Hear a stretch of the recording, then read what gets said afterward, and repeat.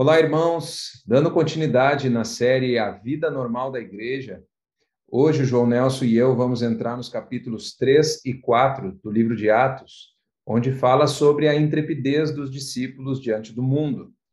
Esse capítulo aborda três momentos. Primeiramente, conta uma experiência de Pedro e João. Depois, relata como viviam os que creram na pregação deles. E finaliza com o testemunho de Barnabé, que será abordado somente na semana que vem por outros irmãos. E como eu falei no início, nós queremos compartilhar um pouco hoje sobre essa intrepidez diante do mundo, diante das pressões e opressões que muitas vezes enfrentamos para fazer a vontade do Senhor e para anunciar a sua palavra. E aí eu queria perguntar para ti, João, o que levava esses irmãos a agirem dessa forma, mesmo diante das ameaças, das perseguições, das privações?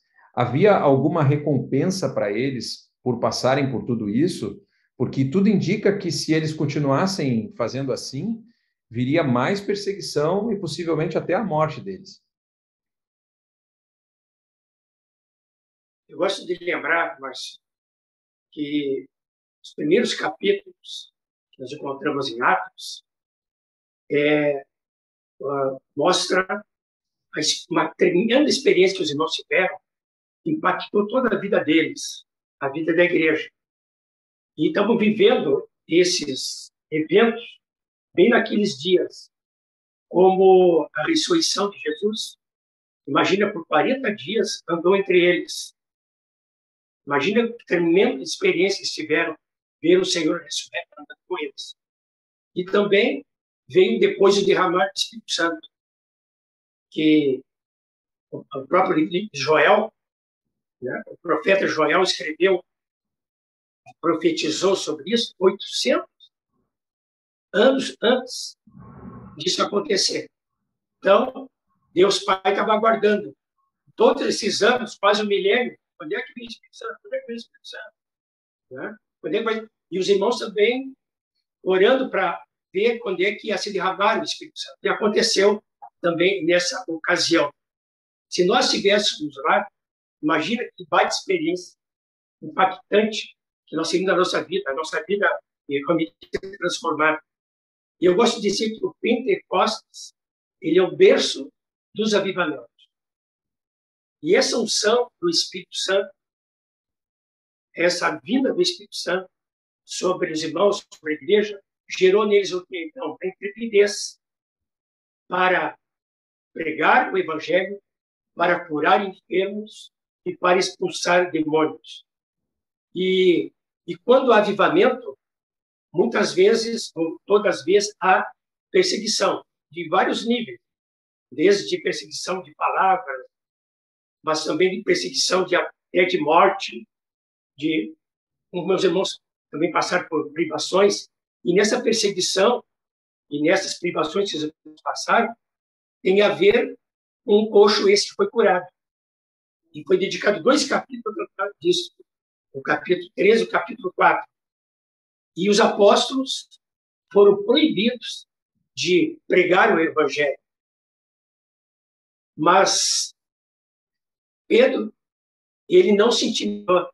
Ele que havia negado a Jesus, ele não se intimidou. E também os outros apóstolos que haviam fugido, que haviam deixado Jesus no jardim, que haviam abandonado Jesus, eles também, nesta hora, nós vemos eles transformados com toda essa intrepidez.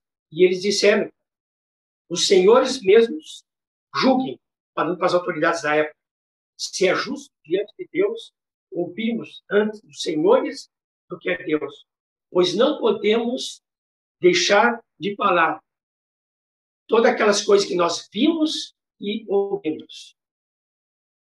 Depois eles foram soltos, mas eles procuraram os irmãos da igreja para orar devido à situação que estavam enfrentando. E quando oraram, no capítulo 4, 51, diz que eles pediram intrepidez para pregar o evangelho. O que é intrepidez? Intrepidez é ausência de medo, é coragem, é ousadia, é sair da zona de conforto, é ir para peleia, ir para a guerra, para a batalha. E eles não pediram juízo sobre os seus inimigos. Eles pediram intrepidez para pregar para esses inimigos se converterem. A pergunta é que oração nós faríamos? O Senhor pesa a mão sobre nossos inimigos ou salvá-los? Aliás, Jesus disse, né? Disse que os nossos inimigos nós devemos orar. Mas orar pelo quê? Para ser salvo. Não para descer o juízo sobre eles. E a orarem, o que aconteceu?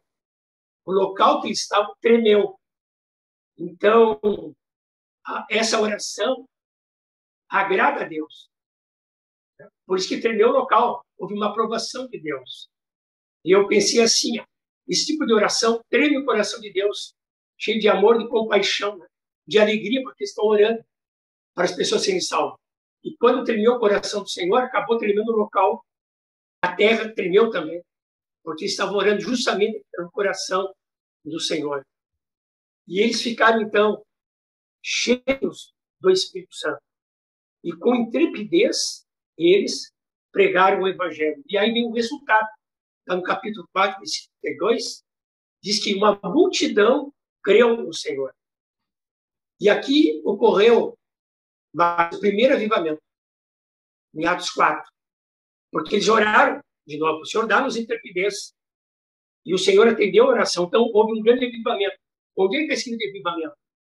Como lá, por exemplo, em Pentecostes, quase 3 mil se converteram, dizem Atos 4 que uma multidão se converteu. Depois aí fala da igreja, a igreja era essa. Então, o que é o avivamento? Nós estamos orando por avivamento. O avivamento é voltar ao Pentecostes. É voltar essa vida, né, do Espírito Santo, essa busca do Senhor, essa intrepidez.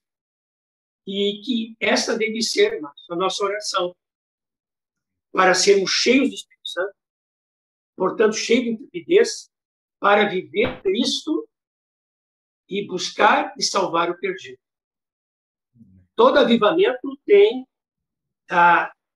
esse caminho, né? A manifestação da vida de Cristo em nós, o viver de Cristo, por um lado. E o outro lado, se eu estou cheio de Cristo, como é que eu vou deixar de falar de Cristo? Então, eu vou buscar salvar o perdido.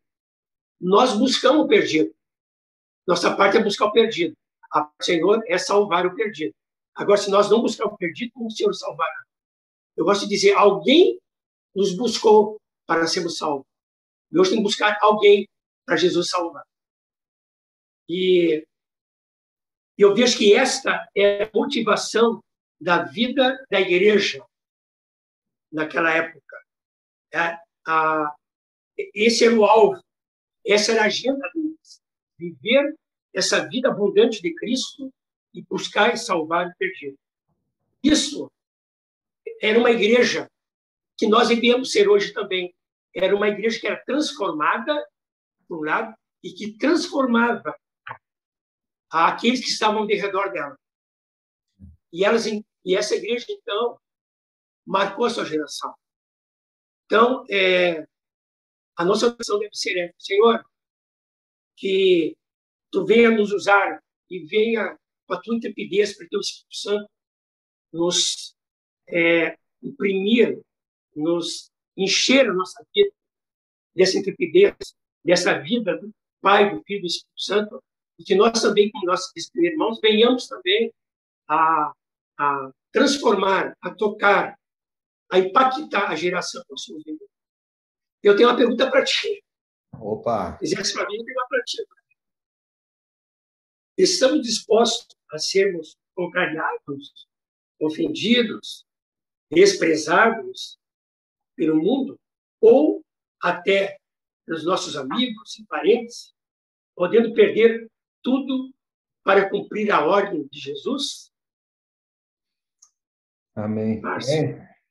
Então, né, João, essa disposição de sofrer pelo Senhor, para fazer a vontade dele, justamente mostra o quanto que nós temos de revelação sobre a vida com Jesus e o chamado que ele nos fez, né? Ele mesmo disse que nós não somos dignos dele se amarmos qualquer coisa ou a nós mesmos mais do que a ele, né? Então, de fato, nós precisamos, por amor a Ele, obedecer os mandamentos, custe o que custar. Para alguns vai custar o fim de amizades, para outros o fim de relacionamentos, para outros pode custar o emprego. Tem até casos de pessoas que podem ser expulsas de casa, né? Isso ocorre com frequência em alguns povos do Oriente, né? Mas, de fato, aqueles que não estão dispostos a sofrer pelo Senhor ainda não entenderam o chamado do Senhor. A nossa comunhão com Jesus, ela inclui o que Paulo chama de comunhão dos seus sofrimentos, que é sofrer com ele, compartilhar dos sofrimentos dele, para futuramente nós podermos compartilhar da herança dele na glória junto com o Pai. E vai valer a pena. E nós vemos o resultado dessa revelação de sofrer, de viver as mesmas coisas que o Senhor. Nós vemos o resultado disso no relato que fala como vivia a igreja, aqueles que creram no Senhor. Ali diz ainda nesse capítulo que eles tinham unidade de coração e de alma, que não é uma coisa fácil nós termos unidade uns com os outros, precisa perder, precisa abrir mão para isso. Ele diz que eles tinham tudo em comum, não havia egoísmo entre eles, tinham que abrir mão de considerar que as coisas eram exclusivamente suas, mas agora compartilhar as coisas uns com os outros, e o resultado disso é que não havia nenhum necessitado entre eles.